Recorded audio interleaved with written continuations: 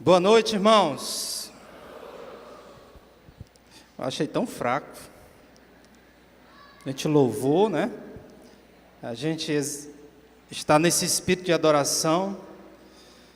Eu vi os irmãos cantarem mais forte aqui nessa noite já. Vamos dar um glória a Deus, vamos lá? Ele é digno de toda a honra e toda a glória, né?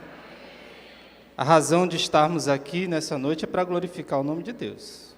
Não existe outra razão, não existe outro propósito a não ser glorificar o nome de Deus. É por isso que nós vivemos, nós existimos, nós respiramos, tudo isso para a glória do Senhor Jesus. Amém? Vamos ficar de pé novamente, vamos orar ao Senhor.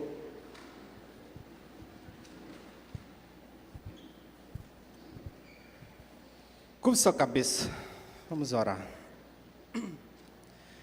Senhor nosso Deus, nosso Pai, nós te louvamos, nós te exaltamos na beleza da tua santidade, Senhor.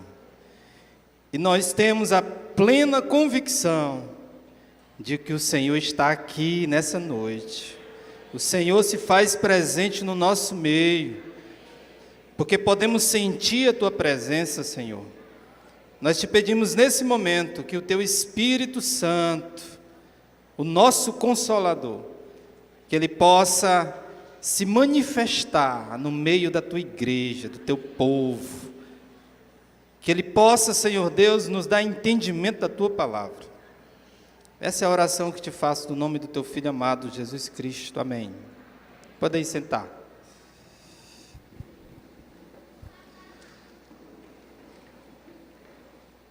Som. Oi. Acho que eu vou trocar o microfone aqui. Pode ser, né?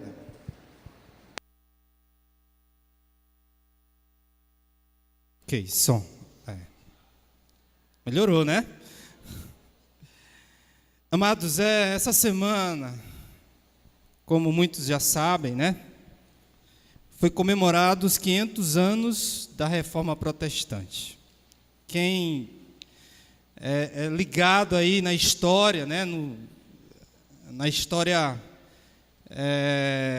da humanidade, e é claro, né? Aqueles que gostam mesmo de estudar ali a matéria de história, com certeza já ouviu falar sobre a Reforma Protestante. E acredito que todo aquele que, de alguma forma, está em uma igreja evangélica, ele sabe da história da igreja, da Reforma Protestante. Pastor Ivan esteve aqui na quinta-feira falando um pouco sobre a vida de Martinho Lutero. Quem foi esse homem? Ele contou um pouco da sua história, desse reformador, que viveu na Alemanha e que foi muito importante no que nós chamamos de reforma.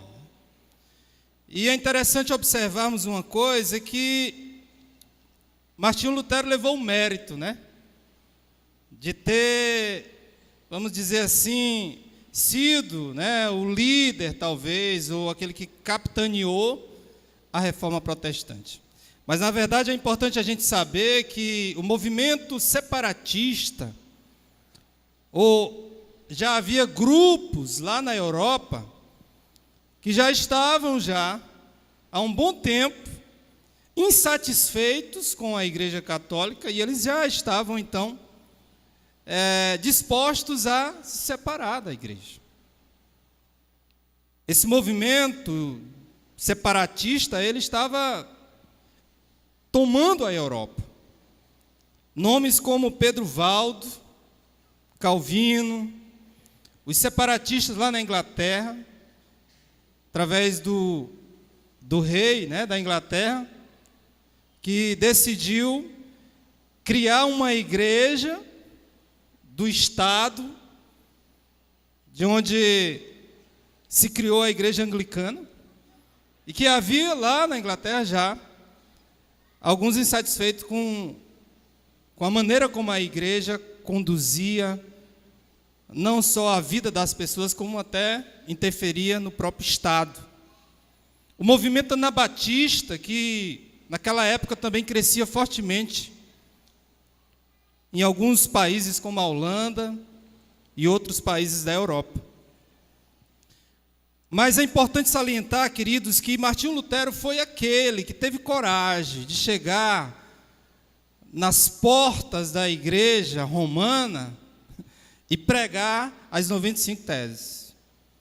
Aquilo que ele acreditava, que de alguma maneira a igreja estava remando contra os princípios descritos na palavra de Deus. Ele foi aquele que teve ousadia de propagar isso.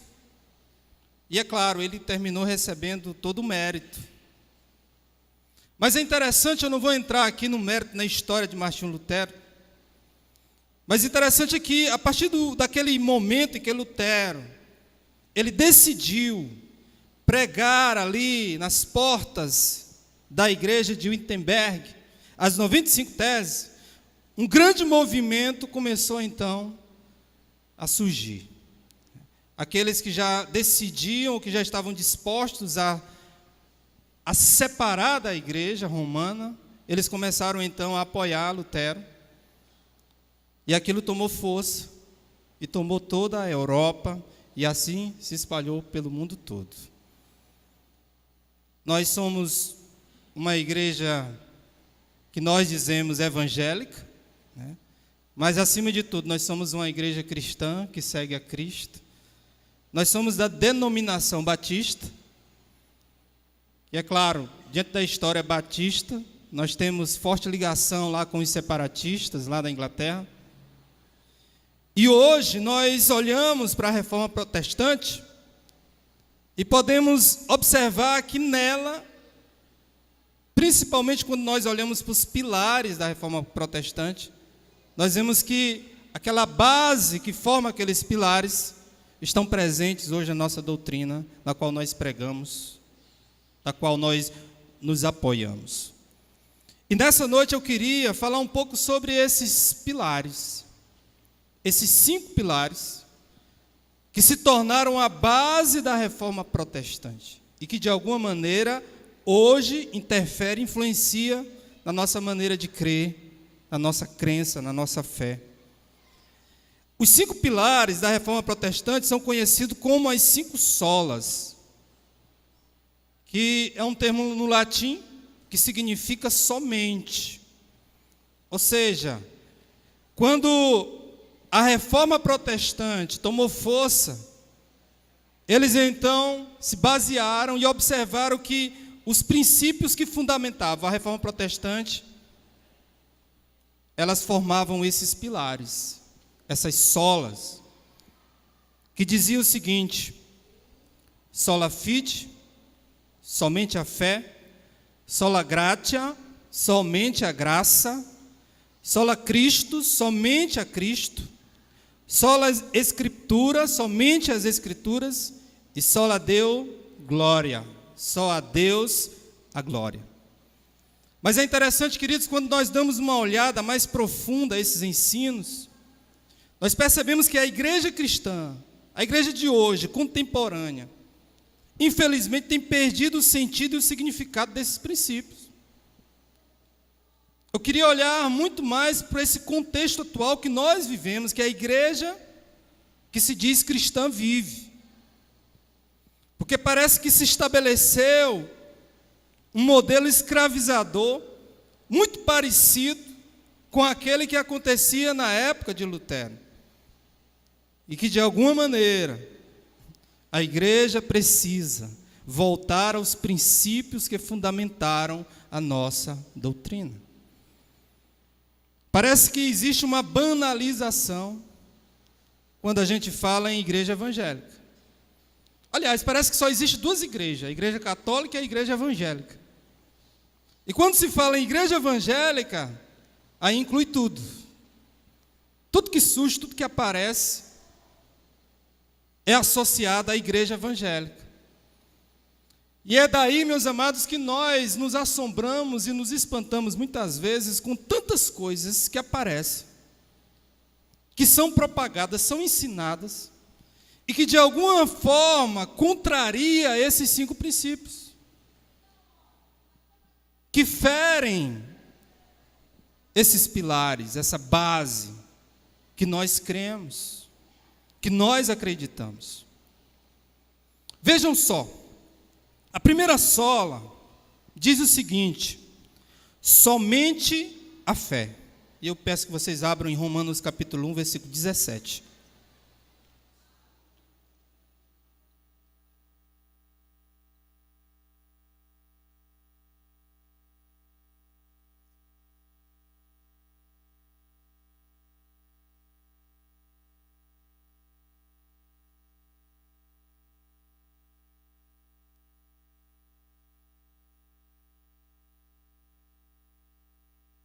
Esse texto, amados, de Romanos 1,17, ele foi fundamental na vida de Martinho Lutero.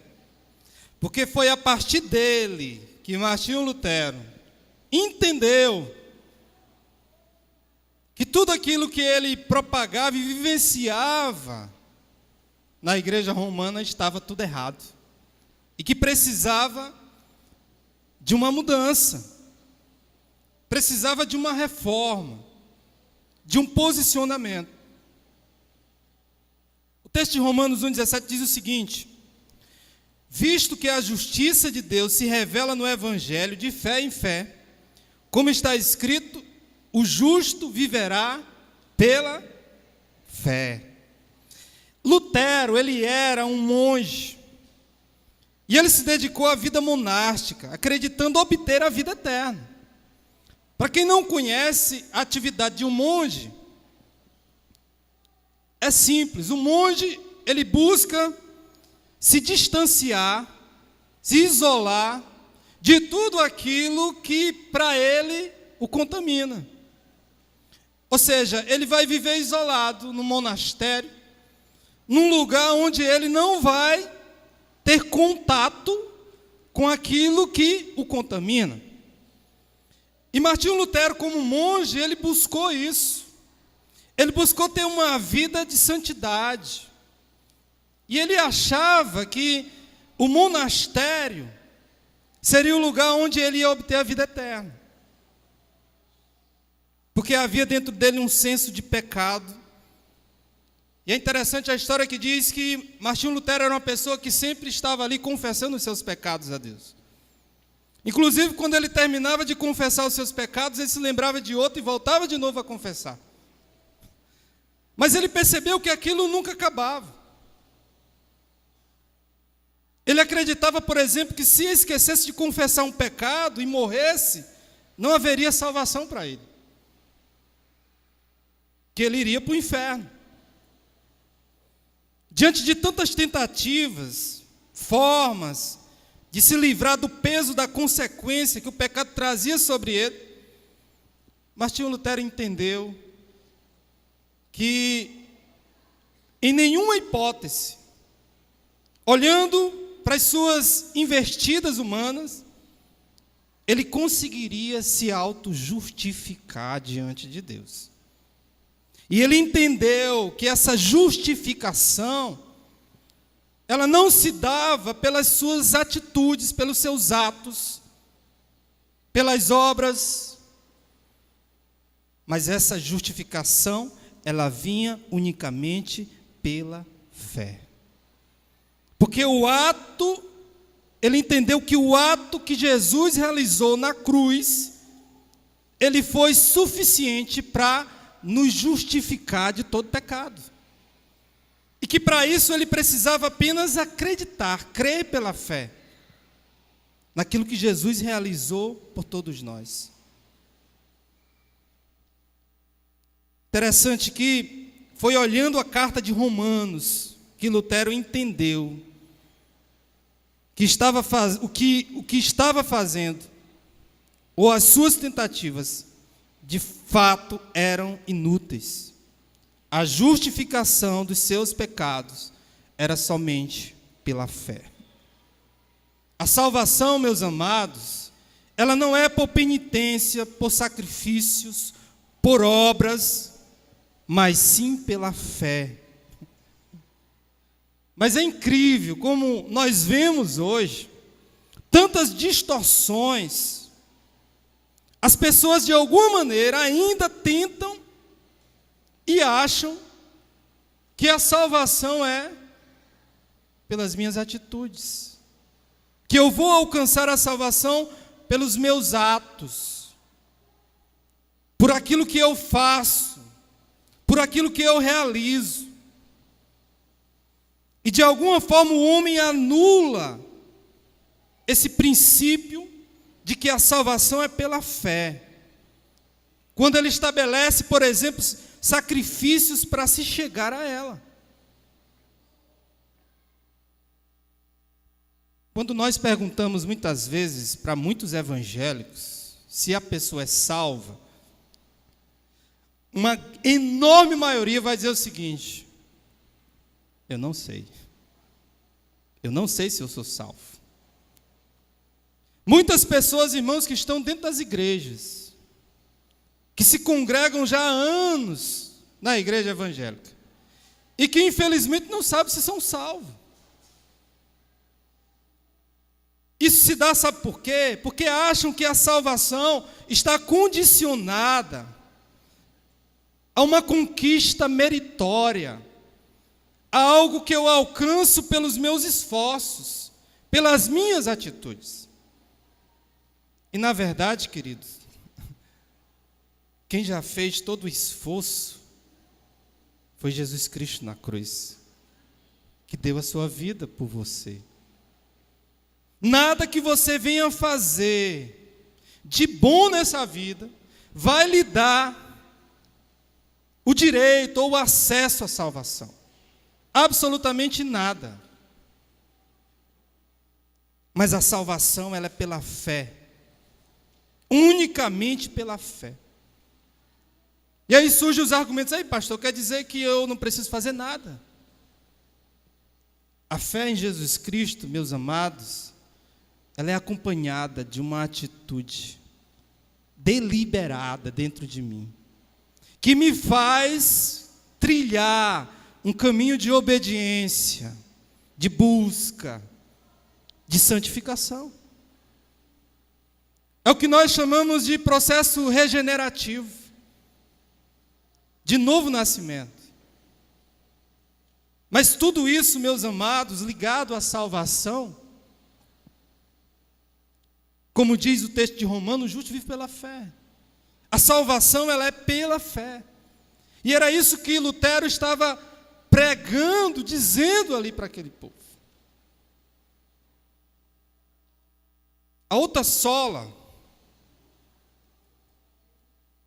diz o seguinte: somente a graça. Efésios 2, do 8 ao 9, se você quiser acompanhar aí na sua Bíblia.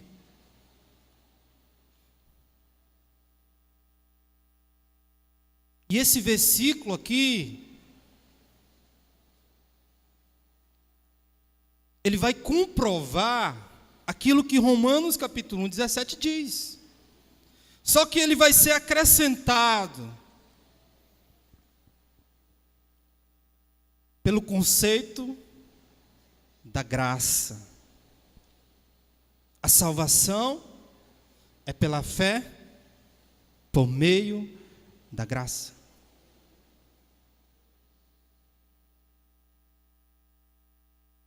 Efésios 2, 8, 9 diz o seguinte: porque pela graça sois salvos mediante a fé. E isso não vem de vós, é dom de Deus, não de obras, para que ninguém se... Interessante que o que mais revoltou Lutero foi o fato da igreja romana estar vendendo acesso ao céu em troca de dinheiro. É o que nós chamamos de indulgências.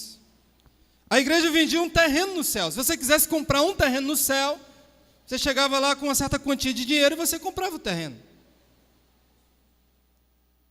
E foi quando, por exemplo, a igreja conseguiu se apoderar e se tornar, por exemplo, a potência que é. E isso trouxe uma revolta dentro de Martinho Lutero.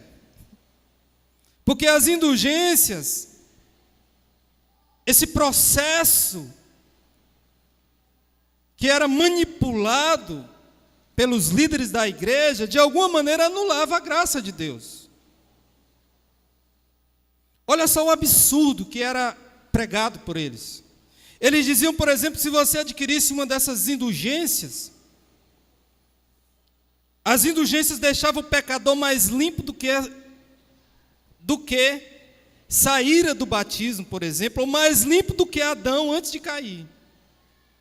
Dizia que as indulgências, que a cruz do vendedor de indulgência tinha tanto poder como a cruz de Cristo.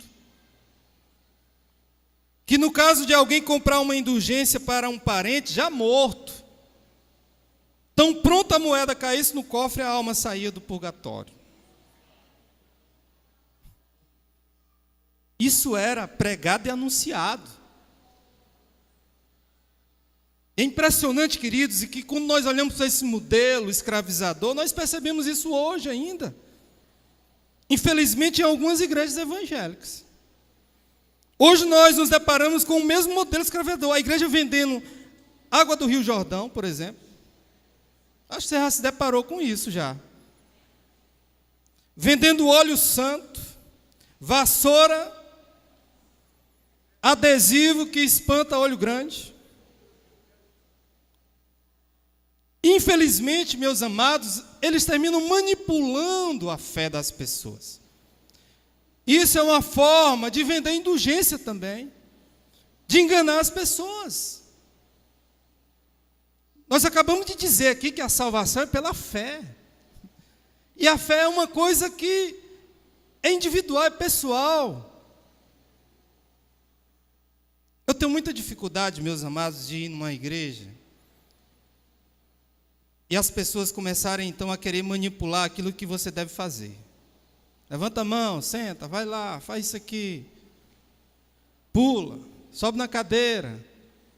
Bota a mão no coração, no peito, não sei aonde. Parece uma coisa robótica. E é claro, se a pessoa que está do meu lado bota a mão no coração, todo mundo vai querer botar a mão no coração. As pessoas são induzidas e levadas e manipuladas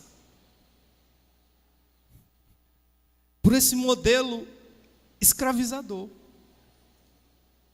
que traz muitas vezes sentimento de culpa na vida das pessoas, que diz o seguinte: olha, se você não adquirir certo objeto, a tua vida vai ser amaldiçoada. Um dia uma irmã que era de uma igreja aí, estava passando um monte de problema, resolveu vir para cá, para a nossa igreja. Aí a líder da igreja lá disse o seguinte: olha, se tu for para aquela igreja, tu vai adoecer de lepra. Já estão jogando até praga, né? Olha só, queridos, o que tem feito. Como é fácil, às vezes, enganar as pessoas, manipular as pessoas. E era isso que estava provocando um sentimento de revolta em Lutero. Vocês estão enganando o povo, vendendo terreno no céu, dizendo que se as pessoas pagarem tanto, você vai ter acesso. E a pessoa que era pobre ia para onde? Porque não tinha dinheiro, né? O fim dele era... E é interessante, está na palavra de Deus, mostra o rico e o Lázaro. O rico foi que foi para o inferno, né? E o pobre, que era o Lázaro, foi para o céu.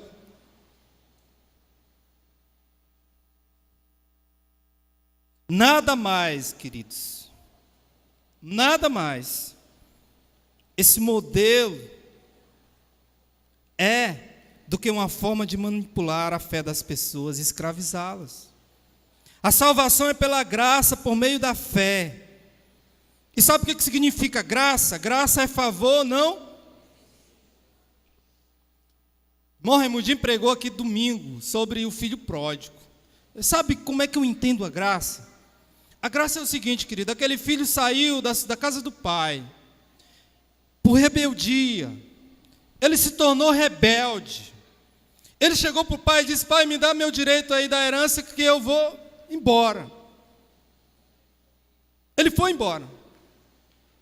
Se tivesse um documento, talvez, lá no pai, lá dissesse assim: eu quero me desfiliar, que você não seja mais meu pai.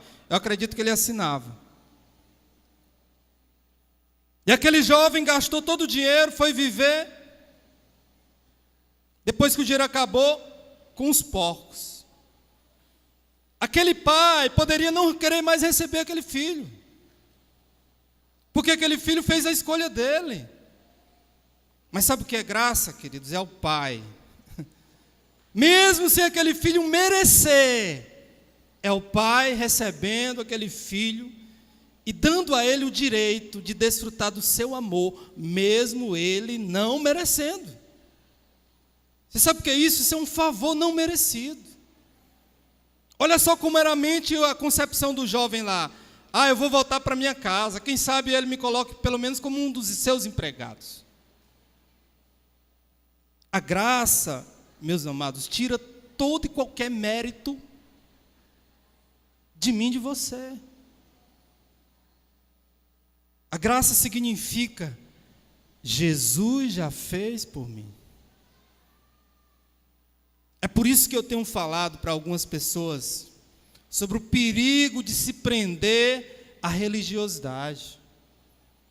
O perigo de ser apenas um religioso. Porque a religião, meus amados, é uma maneira também de escravizar o homem. E é interessante que é o contraste entre graça e religião, porque graça significa, já foi feito. Cristo já fez por mim. A religião significa eu fazer para de alguma maneira chegar lá e alcançar.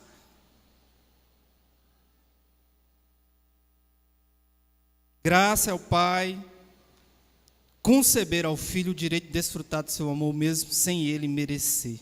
É uma decisão de Deus e não do homem. A salvação é uma decisão de Deus e não minha. Se Deus dissesse assim, eu não quero salvar ninguém, você poderia fazer nada. Mas foi uma decisão dele salvar a humanidade. Ele decidiu.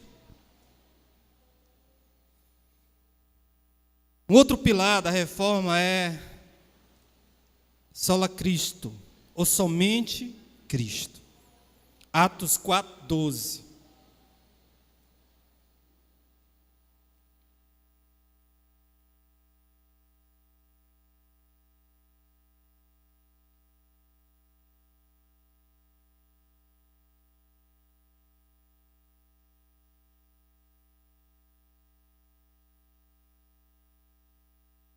Eu vou fazer a leitura aqui na linguagem de hoje. A tradução da linguagem de hoje, que diz o seguinte: a salvação só pode ser conseguida por meio dele. Dele quem? De Jesus. Pois não há no mundo inteiro nenhum outro que Deus tenha dado aos seres humanos, por meio do qual possamos ser salvos. A crise das indulgências fez com que Lutero percebesse que homem algum, nem o Papa, nem os santos, nem os padres, poderiam intermediar a nossa relação com Deus. Nada. Absolutamente nada. Como diz em 1 Timóteo 2,5. Pois há um só Deus, um só mediador entre Deus e os homens. Quem é? Jesus Cristo. Mas Paulo nos alerta sobre um problema que hoje surge e que é evidenciado. É o grande problema, irmãos, de nós fabricarmos o nosso próprio Cristo. De querermos fabricar o nosso Jesus.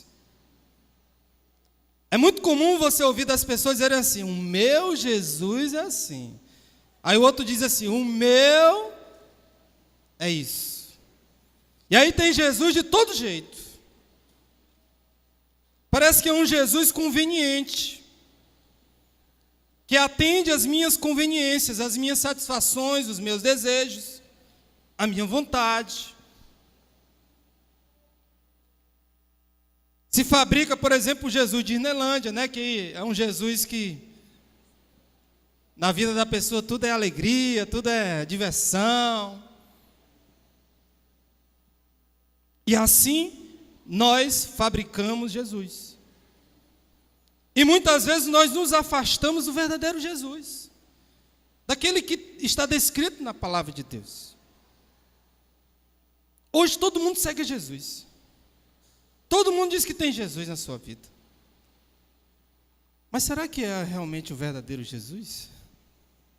Aquele que a palavra descreve? Ou será que é um Jesus falso, do Paraguai, falsificado, imaginário, que você colocou na sua mente que existe, sei lá, você está seguindo ele? Hoje em dia sou Jesus de todo jeito. Um Jesus que existe apenas para satisfazer os meus desejos, os teus desejos.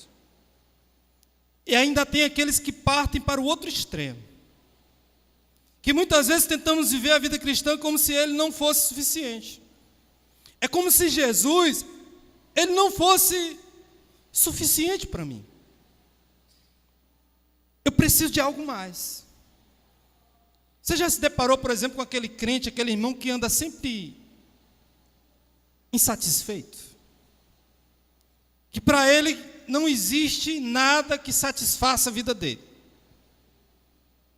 Ele está na igreja, ele vem para a reunião de oração, ele louva, ele canta, mas a vida dele há uma insatisfação incrível. Eu tenho falado para algumas pessoas, até lá no ciclo de oração dos homens, que hoje eu poderia morrer, partir para a glória, satisfeito. Porque para mim nada mais me falta. Nada mais me falta na minha vida. Sabe por quê? Porque hoje eu tenho Jesus. E Ele é suficiente para mim. Ele é suficiente. Jesus foi para o deserto, passou 40 dias e 40 noites, sem uma cama confortável, sem um ar-condicionado, sem uma mesa de café da manhã, sem um carro, sem um transporte, sem água, sem comida. Jesus passou 40 dias e 40 noites. E se pergunta, como é que ele sobreviveu? Sabe por que Jesus sobreviveu? Porque Jesus estava satisfeito em Deus. Quem satisfazia a vida de Jesus era Deus, o Pai. Ele e o Pai. E hoje nós vivemos uma vida de insatisfação. A gente diz que somente Cristo, somente Ele. Mas de fato me parece que Ele não tem surtido o resultado que você quer. Sabe por que você é uma pessoa insatisfeita? Porque você quer alimentar o seu ego, as suas vontades, seus desejos. E aí se você partir para isso aí, você nunca vai conseguir saciar-se. Porque o homem é insaciável. É insaciável. Você quer um exemplo? Salomão. Pense numa pessoa que desfrutou e experimentou tudo nessa vida. Salomão. Conclusão de Salomão: tudo é vaidade e correr atrás do vento. Somos como Tomé, queridos, porque ainda perguntamos: mestre, mostre-me o caminho. Mestre, mostre-me o Pai. Parece que nós vivemos um relacionamento com Deus, estamos na igreja, mas nós não desconhecemos, sabemos quem é Jesus. E aí Jesus se volta para Tomé e diz assim: rapaz, eu estou com você há tanto tempo, vocês ainda estão me fazendo essa pergunta. Me perguntando para onde é que eu vou, onde é o caminho. Queridos, tem gente na igreja há não sei quanto tempo. Mas como diz lá em Hebreus, ainda vive no elementar, no básico. Não evoluiu, não cresceu, não aprendeu. Às vezes não sabe nem discernir quem de fato é Jesus. Desconhece o próprio mestre. Desconhece até o caminho que ele está seguindo. Porque ele não sabe para onde vai. Ele tem que perguntar.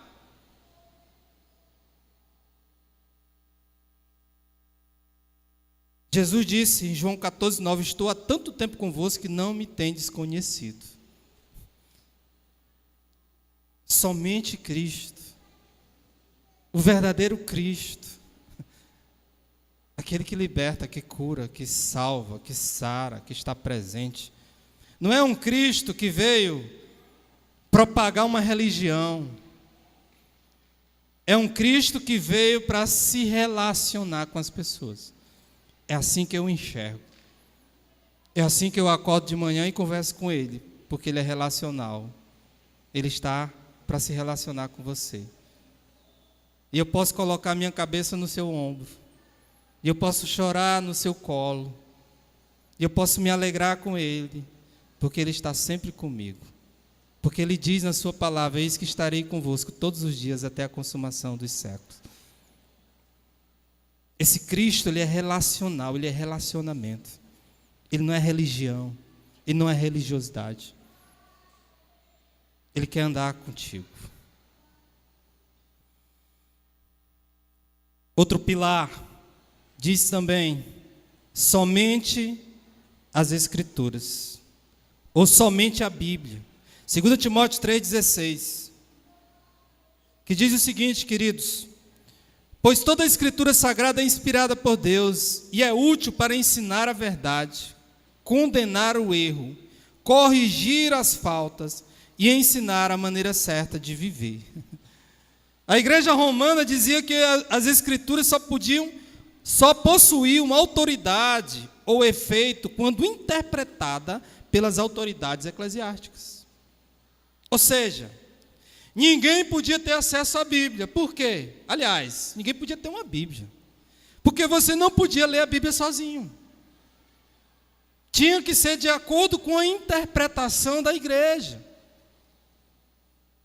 Ou seja, se a igreja interpretasse a Bíblia de maneira errada, você também era induzido ao erro. E Lutero não concordava com aquilo também. Observe que os reformadores, em sua maioria, eram padres. E eles criticavam a manipulação da fé e exigiam um retorno à Bíblia. Um retorno à palavra de Deus. O que nós vemos hoje em muitas igrejas? Nós vemos que a Bíblia, meus amados, tem ficado, de lado. Você vai numa dessas igrejas aí, onde junta-se multidões, você pode ir lá verificar se as pessoas estão com as suas Bíblias. O que você vai constatar? Que elas não levam Bíblia. Elas não carregam Bíblias. Porque elas não estão ali com interesse de buscar, de aprofundar, de conhecer. Elas estão ali para receberem o benefício, serem abençoadas. O grande perigo, meus amados, de termos uma igreja sem Bíblia, é que uma igreja sem Bíblia, ela é muito fácil de ser manipulada, de ser enganada. A gente citou hoje, por exemplo, lá na sala de batismo, os bereanos. Quando iam pregar lá, os bereanos estavam com a Bíblia, observando se o que eles estavam dizendo estava de acordo com as Escrituras Sagradas.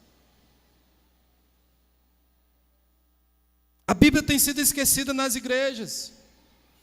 E hoje, cada vez mais, nós vemos pessoas vindo ao culto sem a Bíblia. Como se ela não fosse tão importante. Outros dizem assim: eu não preciso da Bíblia, pois eu tenho o Espírito Santo que fala diretamente no meu ouvido. Quem tem o Espírito Santo não precisa de Bíblia. Você já ouviu isso? É o Espírito que fala comigo. E o Espírito fala coisas novas. Interessante, eu lendo João 14:26. E esse texto derruba essa tese aí. Quem propaga essa falsa verdade, de que quem tem o Espírito Santo não precisa da Bíblia. Olha só o que o texto diz em João 14, 26. Mas o Auxiliador, o Espírito Santo, que o Pai vai enviar em meu nome, ensinará a vocês todas as coisas e fará com que lembrem de tudo que eu disse a vocês. Qual é o papel do Espírito Santo aqui nesse texto? Ensinar e me fazer lembrar. Me fazer lembrar o quê? Aquilo que Jesus disse para mim. E como é que eu vou saber que Jesus disse alguma coisa para mim? Lendo a Bíblia, conhecendo a palavra, as Escrituras Sagradas. Eu lendo o texto, aliás, eu estou lendo a carta de Romanos e eu fico impressionado com tantas citações do Velho Testamento usadas por Paulo. Paulo citando o Velho Testamento todo o tempo, no livro de Romanos. Ele dá o exemplo de Abraão, ele dá o exemplo de Adão, ele se refere ao Velho Testamento usando os textos, a palavra. Um homem guiado e usado pelo Espírito Santo de Deus. Quem que fazia Paulo lembrar daquelas coisas? O Espírito de Deus. Mas para isso ele precisava conhecer, ler as Escrituras. Jesus nos ensina que a leitura da Bíblia é tão essencial quanto o alimento físico. Sabe por quê? Porque ele diz na sua palavra que não só de pão, mas de quê? Toda palavra que procede, que sai da boca de Deus. E onde é que tem essa palavra, meu amado? É quando eu leio a palavra de Deus, é quando eu leio a Bíblia, Deus fala comigo. Deus se revela. Deus se manifesta. Hoje as pessoas, meus amados, querem algo pronto. Eles preferem ir, por exemplo, para a internet e assistir uma pregação do pastor não sei o quê, mas não leem a Bíblia.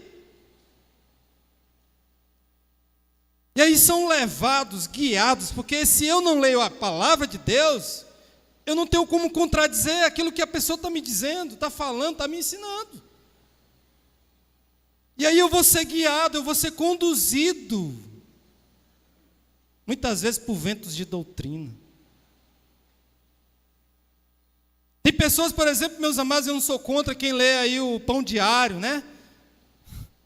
Aí tem gente que só lê o Pão Diário, mas não lê a Bíblia.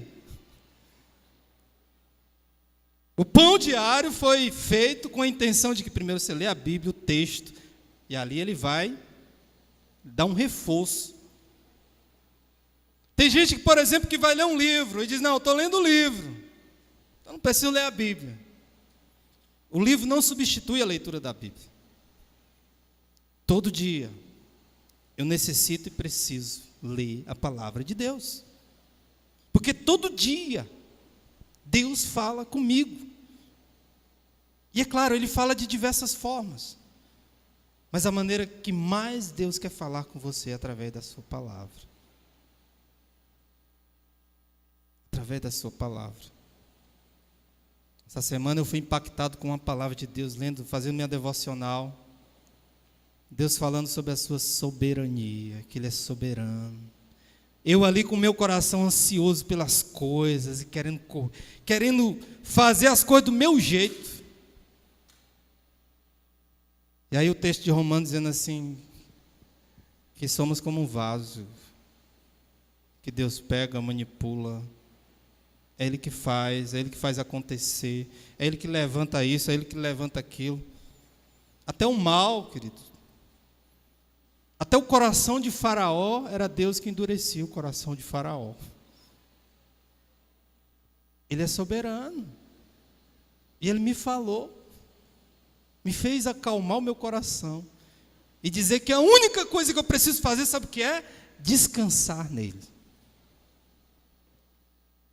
Porque enquanto eu estou correndo, lutando, tentando alcançar as coisas, eu só estou me cansando e me frustrando comigo mesmo. E aí Deus diz que enquanto nós dormimos, Ele trabalha. Trabalha por nós, por você. E nos surpreende. Por último, eu queria encerrar dizendo, o último pilar, diz só Deus a glória. Romanos 11:36 diz o seguinte: porque dele, por meio dele e para ele são todas as coisas. A ele, pois, a glória eternamente. Amém. A igreja romana, meus queridos, ensinava e exigia uma devoção ao clero e aos homens santos, que poderiam interferir diante de Deus, beirava a adoração àqueles homens. Se beijava as mãos, se ajoelhava perante aqueles homens. E aí eu lendo a Bíblia, meus queridos, eu percebo que Deus não divide a sua glória com ninguém. Deus não divide a sua glória com ninguém, com homem nenhum. E aí ainda vemos pessoas exaltando mais o homem do que o próprio Deus. Um dia eu estava ouvindo a rádio, né? Eu acho que a programação da rádio não é uma coisa que segue apenas uma linha ali. De vez em quando tem umas igrejas que assumem lá a programação da rádio, aí a gente ouve umas coisas assim, complicado. O cara passou 30 minutos pregando, ele falou, eu acho que umas 50 vezes no nome do diabo. E eu esperando que ele falasse em Jesus, né, em Deus. E quase não falava. Nós vemos, irmãos, o homem sendo exaltado. Nós vemos as pessoas seguindo muito mais o homem do que o próprio Cristo, o próprio Deus. Quando fala em fulano de tal, pastor tal, parece que há o efeito que acontecia lá no passado, infelizmente ainda respinga nos dias de hoje. É Deus no céu, fulano de tal na terra. E às vezes nem isso, né? É fulano de tal no céu. E Deus não sei nem onde. A gente tem que parar, queridos, de olhar mais para o homem do que para Deus. Eu não sei se os irmãos já perceberam, mas é uma coisa minha. Eu não gosto muito de aparecer por aí. Já me chamaram para ir para a rádio, para a televisão, para entrevista não sei de quê. Eu não gosto. Eu não sei. Pode ser até uma coisa minha, pessoal. Mas eu ando me desviando de tudo aquilo que, de alguma maneira, tente trazer um pingo, um pouquinho de exaltação, de glória, Pensa numa coisa que eu tenho medo. É disso. Porque Deus não divide a sua glória com ninguém. O diabo foi expulso do céu porque quis a glória de Deus. Quis receber a glória. E se deu mal. A Bíblia diz que o homem não passa de um miserável pecador. O homem não tem o direito de reivindicar glória nenhuma, porque ele é pecador. Ele é pecador. A Bíblia diz que o homem não passa de um trapo de imundície. Não há nenhum justo sequer. Eu gosto do texto de Paulo em 1 Coríntios 15:9. Porque Paulo foi um daqueles homens, queridos, que você olhava para ele e dizia assim: cara, que pessoa tremenda esse Paulo. Eu lendo o livro de Atos, eu vejo ali por onde Paulo passava, irmãos, era aglomeração de pessoas. Era uma pessoa querida.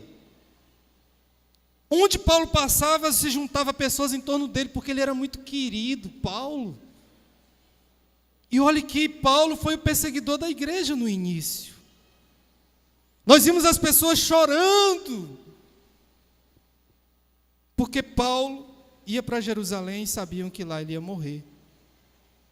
Ele se tornou uma referência, uma pessoa carismática, um homem de Deus. Mas ele resumia a sua vida e dizia o seguinte: porque eu sou o menor dos apóstolos, que não sou digno de ser chamado de apóstolo, pois que persegui a igreja de Deus. João Batista, que foi aquele que preparou o caminho do Senhor, quando os seus discípulos chegaram para ele, dizendo: olha, João, aquele que tu batizaste está batizando muito mais gente acolá. Ele está batizando mais gente e lá a fila está maior.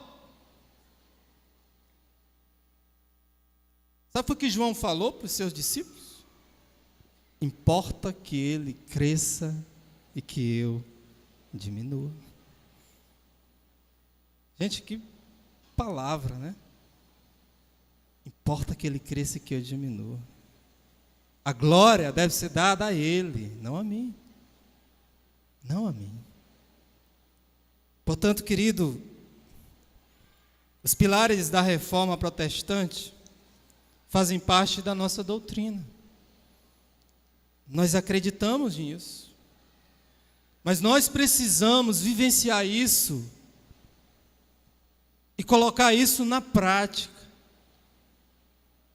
Que a gente venha, queridos, remover da nossa vida tudo aquilo que nos escraviza, que nos impede de vivermos isso em sua essência, na prática. Nós precisamos desconstruir muita coisa que entra no nosso meio, que de alguma maneira termina contaminando. A Bíblia diz o seguinte: o meu povo é levado cativo por falta de entendimento, conhecimento. E é por isso que nós precisamos estudar a palavra de Deus, buscar na palavra de Deus a cada dia, nos relacionarmos com Ele através da palavra, obtermos o conhecimento de Deus, nos aprofundarmos, para não sermos como aqueles que o autor de Hebreus dizia: eu queria me aprofundar com você, mas não posso, porque vocês ainda estão no elementar, tomando leitinho. Vocês não podem.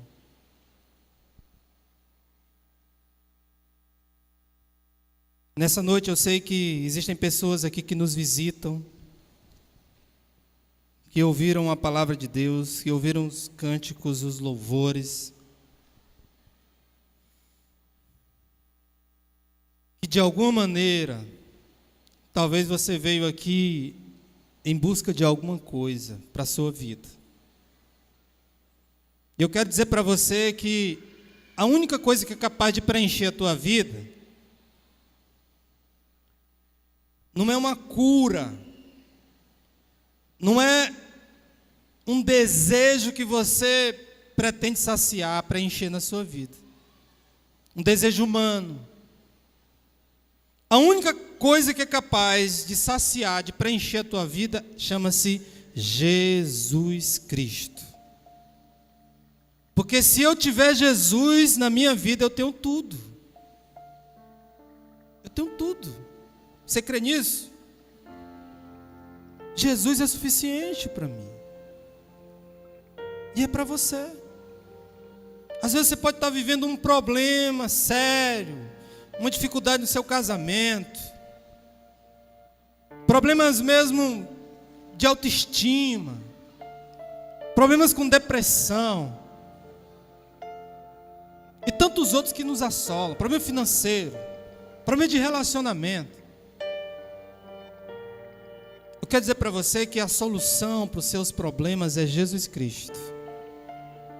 Porque a partir do momento que você colocar Jesus na sua vida, no seu coração, eu não quero dizer que os seus problemas vão acabar hoje, mas você vai ter alguém para lutar com você. para dizer: os teus problemas agora são meus. Agora é comigo, viu? É igual o filho, né?